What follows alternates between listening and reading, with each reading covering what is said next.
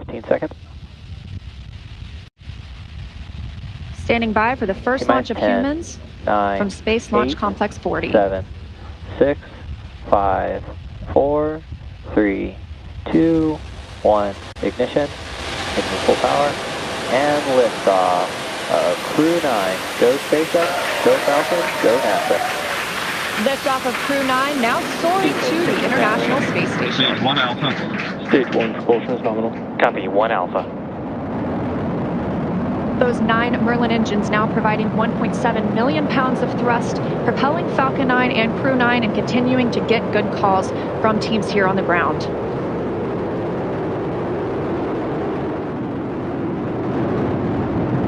Of course, these incredible views mean we are just a little bit past 30 minutes or 30 seconds into our 9th rotational crew mission. Power range telemetry nominal. On board Dragon and Falcon 9 with good callouts from mission control that everything is looking good.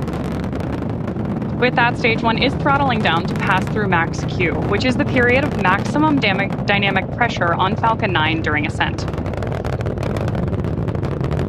Max Q. Confirmation of max Q. Vehicle is supersonic. And that Falcon 9 is now traveling faster than the speed of sound. Stage 1 throttle up.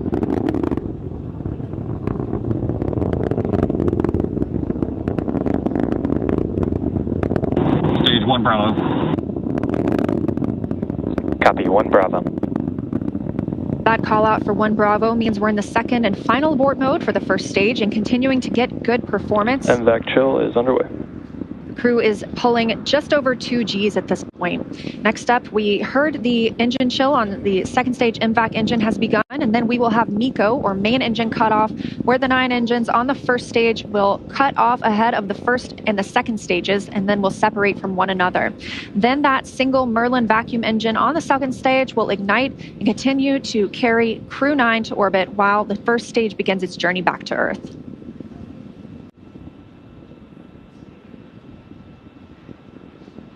Two minutes in, and the crew is now traveling over 2,600 miles per hour.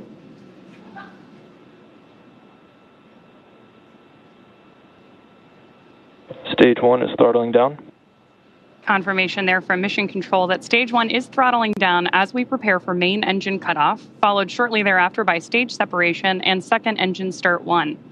You did hear mission control out that we are chilling our MECO. There's confirmation of MECO. Stage separation confirmed. Stage 2 Alpha. MVAC ignition. Copy, 2 Alpha. With that, we have had confirmation of MECO, stage SEP, and the ignition of our MVAC engine on board stage 2. Our next major milestone is going to be the beginning of stage 1 boost back burn, which is expected in just a couple of seconds here.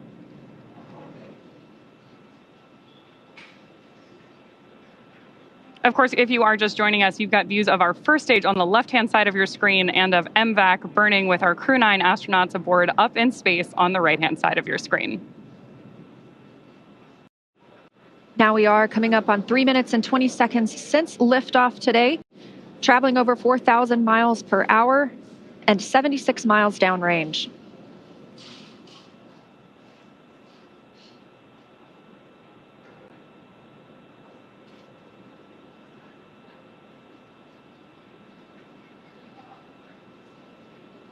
As our first stage makes its way back to Earth, we are tracking a landing attempt today at landing zone 1, not too far from where we lifted off in Cape Canaveral, Florida. Dragon, SpaceX, nominal trajectory. Confirmation there that both vehicles Copy, nominal trajectory. are on nominal trajectories. Everything is looking good. And we're getting good performance on that single Merlin vacuum engine on the second stage. The crew's G-load dips right now. We are going to prepare to hit the separation event. Right now, they're about 1 G, which is about what we're used to experiencing on Earth.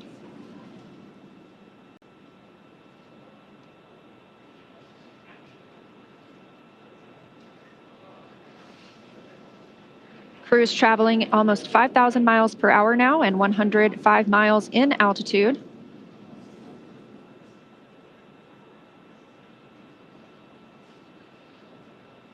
As we await the entry burn for our first stage, you are getting great views of it on the left-hand side of your screen. You can also see two of our titanium grid fins, which are the primary mechanical structures. Dragon, SpaceX, nominal trajectory. Confirmation there from Mission Control that everything is still looking good. Freedom copies, nominal trajectory. Now, as I mentioned, those grid fins are the primary mechanical structures that we use to steer the booster back toward its landing zone, which today is LZ-1 at Cape Canaveral. Just as kind of a quick point of reference, those grid fins are about 4 by 5 feet, so roughly the size of a coffee table.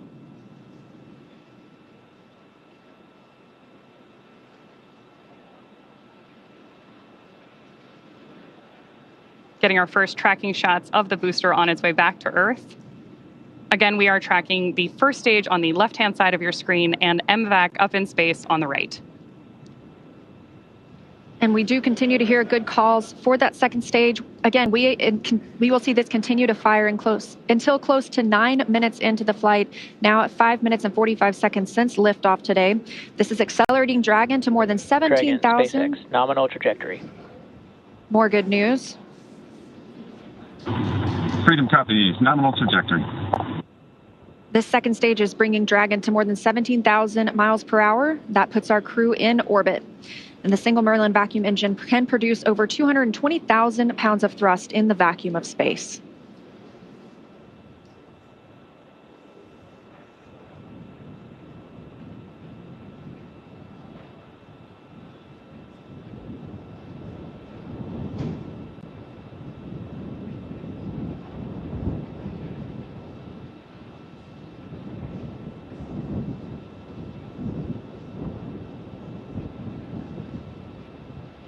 Stage 1 does perform 3 burns on its way back to Earth. The first is the boost back burn, followed shortly thereafter by the entry burn.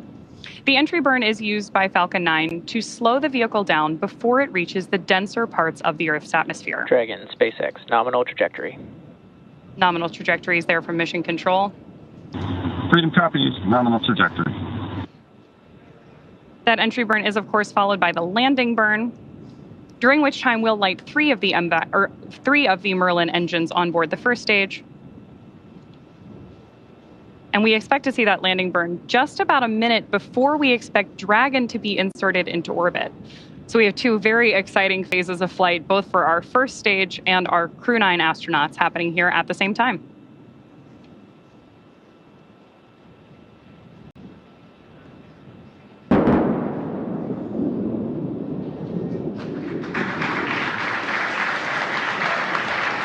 Stage 2, FTS has paced.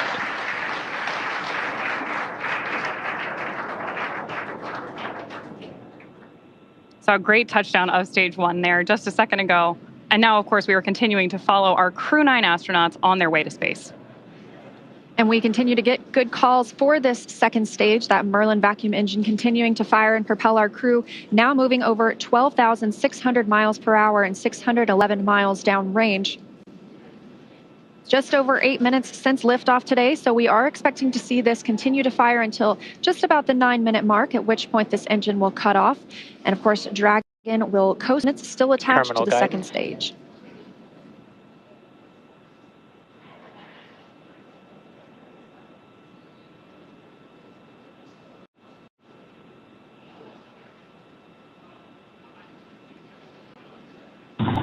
Shannon. That call Copy. Shannon. is for Shannon, Ireland. That would be the abort zone if we were to abort at this point in the flight. However, we are continuing to hear good calls about Dragon's performance. MVAC shutdown. Confirmation of the Merlin vacuum engine shutting down. Dragon, SpaceX, nominal orbit insertion. Good news there from And Freedom Mission, copies, nominal orbital insertion. from Mission Control and our crew that we have had nominal Dragon, orbit insertion. SpaceX, launch escape system disarmed. Freedom copies, LES disarmed. In 9 quick minutes, we now have 2 new crew members on their way to the International Space Station, having taken off from Space Launch Complex 40. The crew now being in a good or expected orbit. We'll continue to coast for these few minutes, and then we get our first views inside the capsule of our two crew members, Nick Hague and Alexander Gorbunov. They are just continuing to stay in their suits and in their seats during this dynamic portion of the flight. We're going to continue to coast for a few minutes after this second stage engine cutoff. This allows the rates and motion from that long burn to settle out. There are some small reaction thrusters on the upper stage the upper part of the second stage that can be used to counteract any residual motion. That basically makes sure we're in a stable coast before Dragon separates from Falcon, and that'll happen about 12 minutes into the flight. So about a minute and a half from now, we expect to see Dragon actually separating from the second stage. Again, we did hear the crew has been successfully inserted into a good orbit. And again, this is them now in microgravity, one of them, Alexander Gorbunov, for the very first time.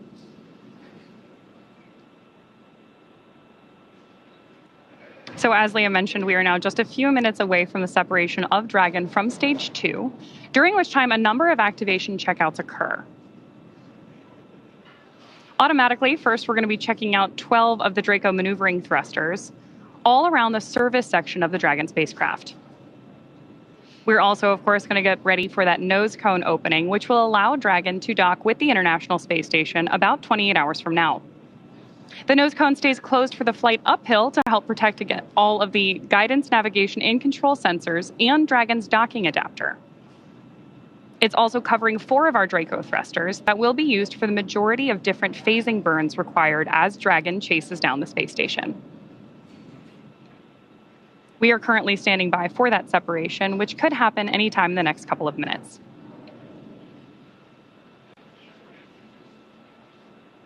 Currently, you can see the crew is just relaxing in their seats. They are definitely vigilant, though. They are able to monitor those crew displays in front of them, keep up with what's going on in the mission.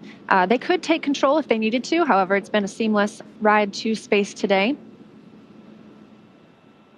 Good views there, looking up into Dragon's trunk, looking at the heat shield on the bottom of Dragon that Crew 9 will use when it returns home early next year.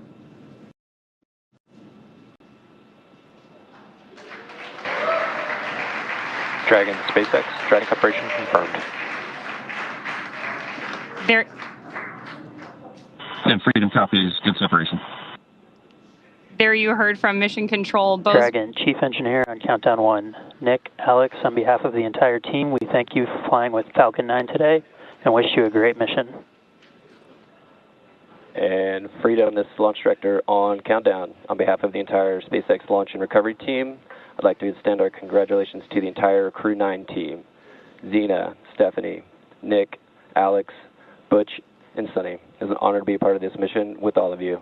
I'd also like to give a shout out to the Falcon 9 Crew 9 combo. The best bundle in the league, baby. Godspeed, Crew 9.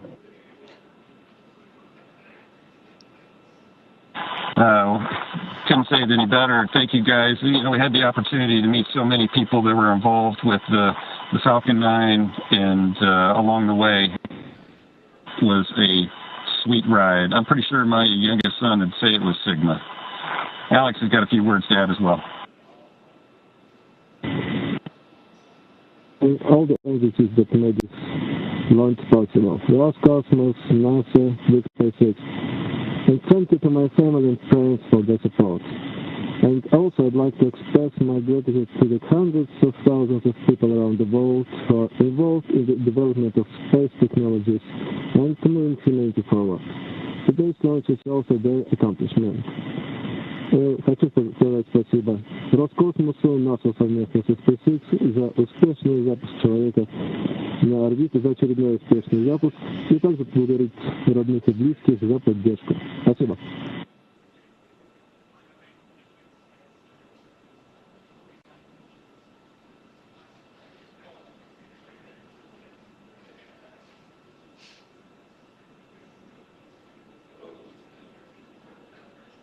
Incredible words from our commander and great views of Dragon up in orbit on your screen right now.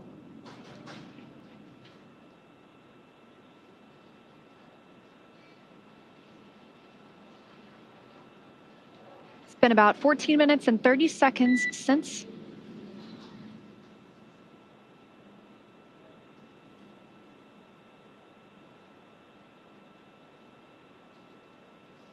Coming up on 15 minutes now since liftoff today. You got a quick look inside the capsule.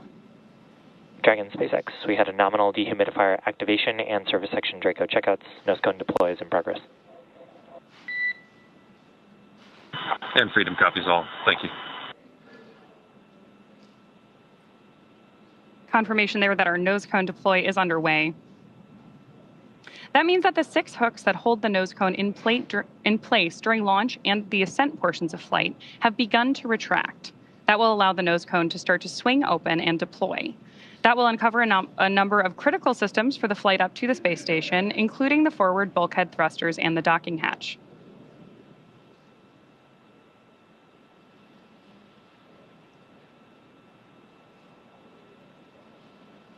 Incredible views from our crew up in space on your screen right now, but I'm sure it's nothing compared to the view out of Dragon's window as they make their way to the space station. I can only imagine. And that journey to the space station will take about 28 hours, so they won't arrive until tomorrow afternoon. In the meantime, they will have the opportunity to get out of their suits, to get out of their seats as well, and kind of just enjoy the ride. They're going to shift into some off-duty time. That allows them to prepare any food that they would want to. That allows them to maybe even call down to the ground. They will also obviously get some sleep before a really big day tomorrow, monitoring the arrival and docking to the International Space Station. Of course, we're going to cover all of that live. I'm really looking forward to seeing 2 more crew members float into the orbiting laboratory. And if you're just joining us, we did lift off now at 16 minutes and 29 seconds ago. That was right on time at 1:17 p.m. Eastern Time from Space Launch Complex 40 down at the Cape Canaveral Space Force Station in Florida. We have 2 members on board Dragon today. That's NASA astronaut Nick Hague, who's serving as the commander, and Roscosmos cosmonaut Alexander Gorbunov, who's making his very first flight to space. Once they arrive at the International Space Station tomorrow afternoon, they will be joining 9 other crew members on orbit. They'll be up there for about a week. A week is probably the best guess, until the Crew 8 team, it is time for that crew to come home. Of course, they launched about 7 months ago at this point, and they will undock after they have completed a handover period with the Crew 9 crew, bringing them up to speed on everything that they've been working on for the last 7 months in orbit. So once they depart, we'll be back down to our typical approximately 7 people living and working aboard the International Space Station.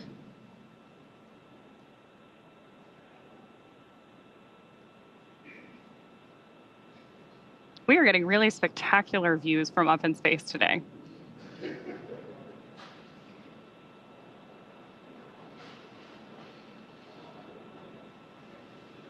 Shot there of our MVAC engine. We did get confirmation several minutes ago of SES-1. We know that nose cone opening is underway as well. Those are a series of hooks and latches that allow the nose cone to open. And that nose cone is closed during launch to protect the docking hatch, to protect 4 bulkhead thrusters that we will use for some of the larger burns that help us get to the International Space Station. One of the other things we're doing right now is going ahead and opening the ECLSS system, which stands for the Environmental Control and Life Support System, which will be activated inside of Dragon. As Leah mentioned earlier, soon our crew will be able to get their visors open and get out of their spacesuits and settle in for that 28-hour ride to the International Space Station.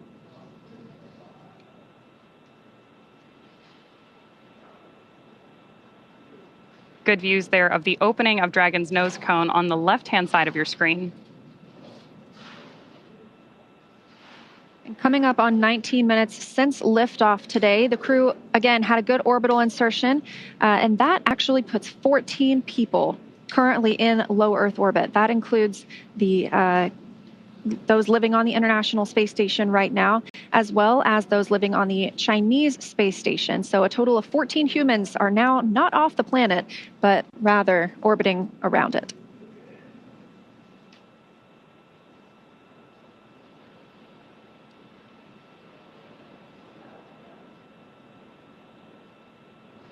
More good views from our Dragon nose cone on the left-hand side of your screen.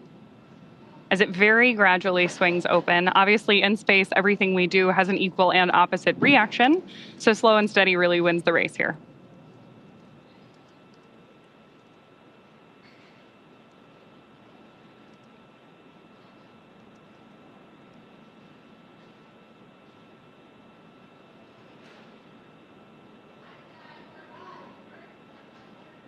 Again, now 20 minutes since liftoff today. Dragon is flying free from the second stage, and it looks like they're about to enter an orbital nighttime. So now that they're at orbital velocity, that's 17,500 miles per hour, they are going to see 16 sunrises and sunsets a day. Again, it was an on-time liftoff at 1:17 p.m. Eastern Time from Cape Canaveral Space Force Station in Florida, and a clean ride uphill.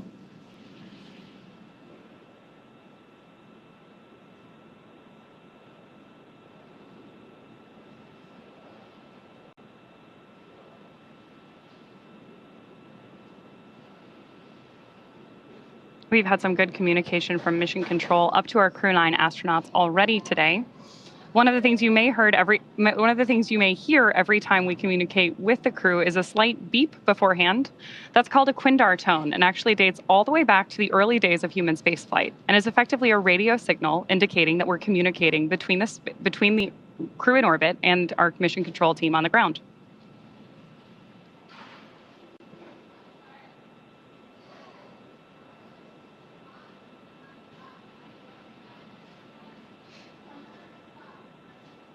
We now have views back inside the capsule. Dragon SpaceX, we had a nominal nose cone opening.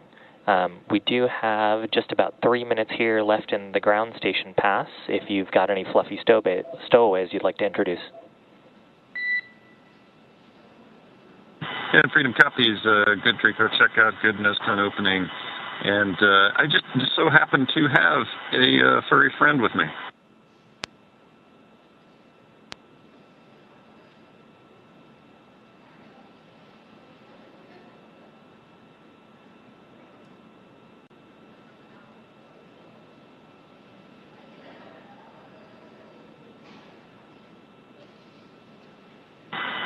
Yeah, SpaceX Freedom. So yeah, I've got a little Falcon here. I love the package of Falcon 9, Crew 9.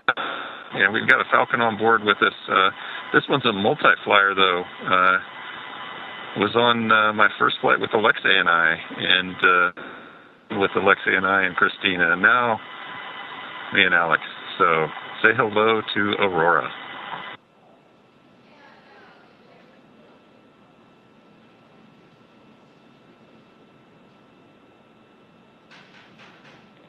And we see your Dragon. Actually, a good view right now because we're looking at the display cam.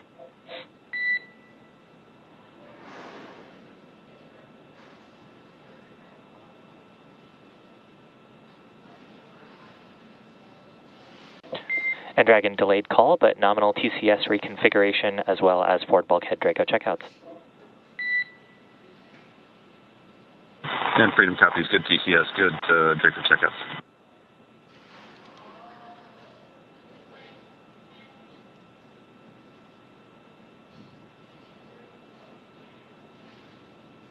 Spectacular views of our Crew 9 astronauts and zero-G indicator up in orbit. Human spaceflight has come so far in the last 5 years with Dragon. Since Demo 2 in May of 2020, SpaceX's Dragon fleet has launched a total of 54 crew members to space, 34 on behalf of NASA and their partners, and 20 commercial astronauts, including the first 2 all-civilian missions to space and the first 3 all-private passenger missions to the International Space Station. In addition to flying people, excuse me, SpaceX's Dragon spacecraft also enables researchers the opportunity to fly critical science to orbit. And that's just like what we saw with the 3 investigations that NASA's Human Research Program flew on Polaris Dawn. So far, SpaceX and Dragon have carried over 1,000 research experiments to and from low Earth orbit, both to the International Space Station and on our free flyer missions as well. From DNA sequencing to 3D printing, studies enabled by Dragon and the International Space Station test a variety of technologies, systems, and materials that will be needed for future long-duration exploration missions. Every mission yields critical research and learnings that help make life both on Earth and in space better.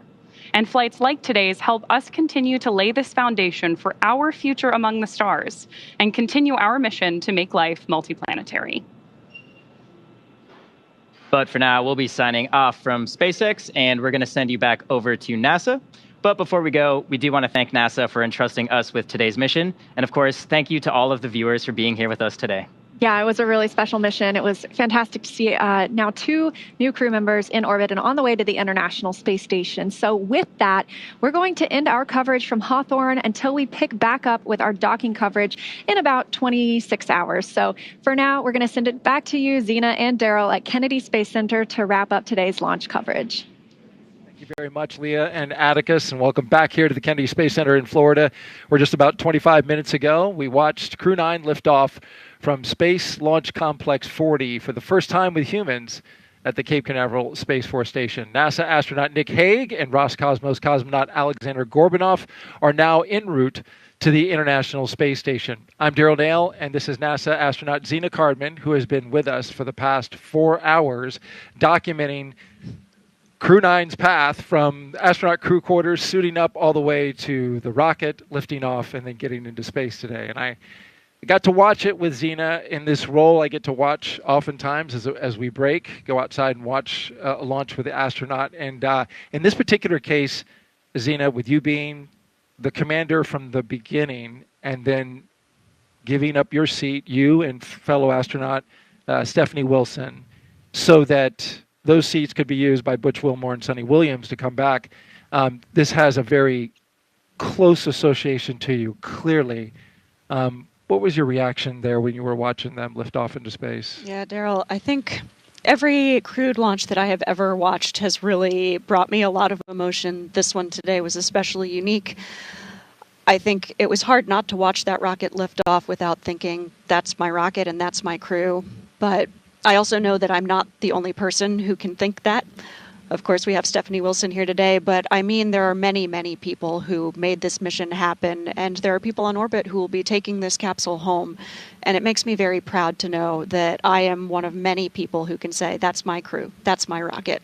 Makes me really proud, makes me feel very connected to this mission that we all get to take part of. Go Crew 9. Well said, Zena.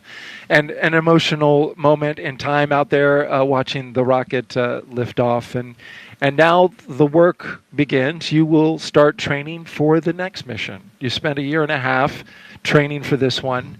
You're now going to go into space at some point. What does the future hold for you at this point? Yeah, it's a little bit to be determined. We've got a lot of exciting things ahead. I'm looking forward to starting training again at some point. And in the meantime, I can't wait to watch Nick and Alexander and the entire Expedition 72 crew really get to work and execute that mission that we all have worked so hard to make possible. Yeah, and Nick and Alexander will become part of Expedition 72, as you mentioned, when they arrive on Space Station. NASA's Megan Cruz has joined us now with Jennifer Buckley, the chief scientist for the ISS program, with more about the science that's happening on board for Expedition 72. Megan.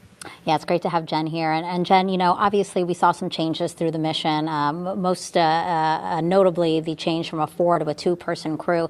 Did any changes affect the science? Well, the human research is specific to the crew member.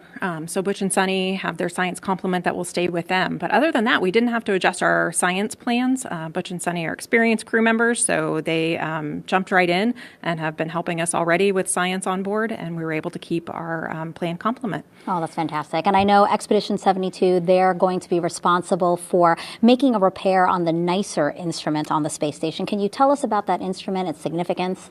That's right. So NICER is an X-ray telescope that's mounted outside of the International Space Station, and it takes a look at neutron stars. Neutron stars are born from the cinders of a supernova event. They are the leftover material that then form neutron stars, and they're going to be repairing a light leak that occurred in May of 2023, which gave us some degraded detectors on that instrument. Okay, gotcha. And so that's what we're fixing so that hopefully it works tip-top shape? That's right. So right now with the damage, we still get full data during darkness. However, during sunlight, sunlight, it degrades the data that we're able to get. And so when they do that repair in December, we'll bring NICER back up to its full capability. Oh, perfect. Okay, well, obviously we as NASA look out into the universe, but also we look back at our own Earth. And for those who don't know, one way that we do that and look at our Earth is we have our astronauts take photos from the International Space Station. And I was told that more photos were taken from the ISS of Earth in the last 6 months than all of 2023. That's right. So in the first 6 months of 2024, they took over 330,000 photographs. Oh my gosh. So, this photography, apart from being absolutely beautiful, is really important science imagery. As you mentioned before, this allows us to take a look at our planet, and we can see how it's changing over time, as well as any environmental impacts. We also support the Disaster Response Network. So we're able to look at natural disasters like wildfires or even hurricanes. So we were involved in taking some imagery of Hurricane Helene as well, and we support other government agencies and provide that data. Yeah, it's always so important to talk about, yes, the work that we do as we look out into the universe, but also as we reflect here on Earth and see what we can do to improve things for everyone. So Jen, thank you so much. Thanks for detailing the science for us. We'll send it back to our folks there. Thank you. All right, thank you very much, Megan, and good to be back with you here with NASA astronaut Zena Cardman. We are wrapping up our coverage for today after a successful launch of Crew 9. But before we do, I want to know if you'd take one more social question. Absolutely. Fantastic. Let's put it up for us. This is, let's see, Maya, age 10, asks, I want to know, because I want to work there, how is it to work at NASA? I want to be an aerospace engineer when I grow up. That is awesome. Maya, we can't wait to have you in the NASA family. It's an amazing place to work. I love working in spaceflight, human spaceflight especially, and there are so many different types of people with different backgrounds who work. I love that we can all come together for this common goal coming from such different backgrounds. So all you've got to do is apply, and we'll see you soon. As a young girl yourself, you probably never imagined that you would be here. I sure did not. And you made it happen as well. That's right. Myself, but most especially all of the mentors and family and friends who made me who I am. Takes a team. Well said, Zena. Now, as we wrap things up, we want to let you know that though our coverage is coming to a close, you can still follow along with Crew 9's entire journey to the station by listening to the mission real-time audio commentary. Just to do that, you can snap that QR code that you see on the screen there, or if you're watching us on your phone, just screen grab it and you can click on it later. Nick and Alexander are on course to arrive at the International Space Station around 5:30 p.m. Eastern Time on Sunday, September 29th. On-camera coverage of docking and arrival will resume about 2 hours before that happens on NASA Plus. And, of course, that's always a big moment when the crew arrives, especially not just for the people who are going there, that's their destination, but for the people who get to see them as well. Absolutely. It's a really joyful moment. I love few things more than I love watching astronauts fresh through that hatch, hugging each other and welcoming their new crewmates. It's an amazing thing to see. And there's 3 of them if you count this little guy right here, which you brought on board. That's right. This was the zero-G indicator. That's exactly right. And I absolutely love the history that this zero-G indicator has for Nick Hague specifically. And I'm sure Alexei Ovchinin will be happy to be reunited with that zero-G indicator as well. So getting the band back together. Seems like it's a good luck charm at this point. It seems that way. All right. Well, Zena, I want to thank you for co-hosting with me today. Yeah, I know it was a challenge. It was emotional at times, but thank you for sharing your insight, your experiences, your knowledge, but most of all, your heart. Appreciate you. Thank you, Daryl. Go Crew 9. Go Crew 9. All right, with that, we're going to wrap it up and wish you a great day. An important reminder, though, about an upcoming launch in a few weeks here at the Kennedy Space Center in Florida on October 10th at 12:31 p.m. Europa Clipper is scheduled to lift off aboard a SpaceX Falcon Heavy rocket on its 5.5-year journey to Jupiter's moon, Europa. You can watch it live right here on NASA Plus starting at 11:30 a.m. Again, huge thanks to all of our guests, for everyone who joined us today. But most importantly, we appreciate you for being here and watching. You can keep up with any Crew 9 updates to the mission using the online resources you see on your screen now. For everyone here at NASA and SpaceX, have a great rest of the day. We look forward to seeing you again soon, but we leave you now with a moment looking back at the highlights from suit up to liftoff.